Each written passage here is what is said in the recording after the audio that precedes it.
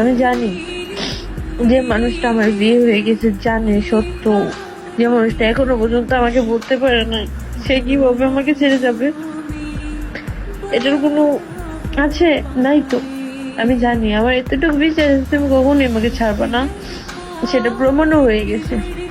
কিন্তু দেখো আমি কেমন স্বার্থপর, আমি তোমাকে ছেড়ে যাচ্ছি, আমি অনেকটা খারাপ বুঝছো, আমি অনেক খারাপ। আমি তোমার বিশ্বাসটা রাখতে পারলাম না, আমি ঠিকই তোমাকে ছেড়ে চলে আসছি।